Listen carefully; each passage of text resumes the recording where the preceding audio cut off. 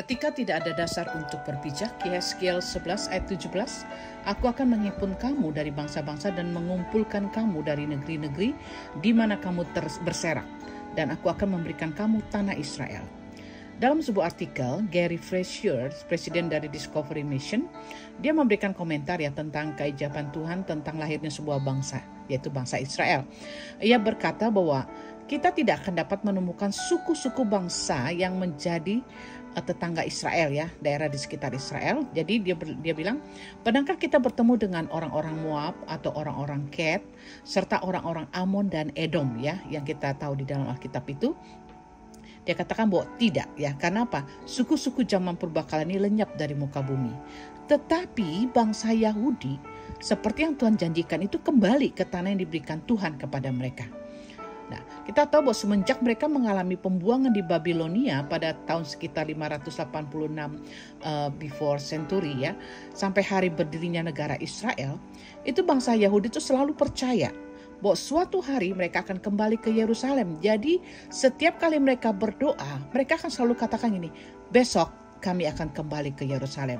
Dan ketika besok belum juga terjadi apa yang menjadi kerinduan mereka, mereka tetap menaikkan doa yang sama dari generasi ke generasi. Karena kita tahu bahwa melewati sekitar 2500 tahun baru janji Allah lewat Nabi Yehezkiel ini tergenapi. Nah, akhirnya berdirilah bangsa Israel pada tanggal 14 Mei 1948. Nah, kalau kita mau menilik kepada sejarah bangsa Yahudi, yaitu di sekitar tahun Perang Dunia Kedua 1941, 1945, itu bayangkan di dalam peristiwa Holocaust itu sekitar 6 million bangsa Yahudi itu dibunuh oleh Hitler. Nah, sementara populasi bangsa Yahudi kan gak gitu banyak Nah, sesungguhnya tuh momen ini tuh momen yang terberat bagi mereka untuk tetap bertahan di dalam keyakinan iman mereka. Mungkin mereka akan berhenti berdoa, besok kami akan kembali, karena situasi yang sangat-sangat sulit ini yang seolah-olah tuh tidak ada harapan. Melewati lorong yang paling gelap ini, iman hadapan mereka tuh pasti akan pupus. Tapi kenyataannya tidak. Mereka tetap berkata, besok kami akan kembali ke tanah air, ke Yerusalem. Dan 3 tahun kemudian, setelah pembantaian bangsa Yahudi ini, bangsa Yahudi itu yang tersisa sekitar 650.000 orang ini akhirnya kembali ke Yerusalem. Nah, setelah sekian lama sebuah bangsa, Israel dikatakan adalah sebuah bangsa yang tidak memiliki tanah air, akhirnya memiliki sebuah negara yang diakui oleh seluruh dunia. Nah, satu kebenaran yang dapat kita pelajari dari sejarah bangsa Israel ini adalah kekuatan untuk tetap bertahan pada iman sekalipun tidak ada dasar untuk berpijak. Nabi Nuh menyiapkan batra yang besar di tengah situasi yang gak ada satupun orang yang akan berpikir akan datangnya air bah. Mungkin di musim kemarau dia bikin batranya. Makanya dia ditertawakan oleh banyak orang karena tidak ada dasarnya secara logika. Nah, Abraham juga menantikan keturunan ketika Sarah itu sudah dalam kondisi yang tua, mati haid Jadi bagaimana mungkin dia dapat memiliki keturunan? Tidak ada dasar untuk berharap. Yakub, kita tahu ceritanya, dia terus berdoa untuk dapat melihat Yusuf sebelum dia menutup matanya.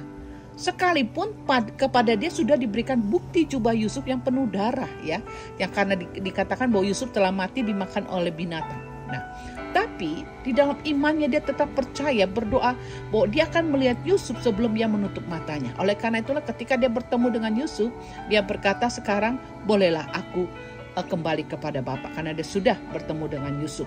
Nah, mereka semua ini tetap beriman sekalipun tidak memiliki landasan untuk berpijak. Namun pada akhirnya mereka menikmati buah iman mereka, yaitu apa yang tadi mereka hanya lihat melalui kacamata rohani, sekarang terlihat di depan mata mereka, terjadi, tergenapi. Karena Ibrani 11 ayat 1 mengatakan bahwa iman adalah bukti dari segala sesuatu yang tidak kita lihat, yang tidak ada di hadapan kita. Nah, saat ini adakah iman kita saat ini sedang tidak memiliki landasan untuk berpijak? Dari artikel ini, dari cerita ini dikatakan tetaplah bertahan. Percayalah, iman yang kita tekuni dalam doa yang sungguh-sungguh pasti akan membuahkan rancangannya tergenapi dalam hidup kita. Jika doa hari ini belum terjawab, berikan hari esok untuk Allah menjawab. Dan seterusnya sampai kita melihat bukti dari iman kita. God bless you.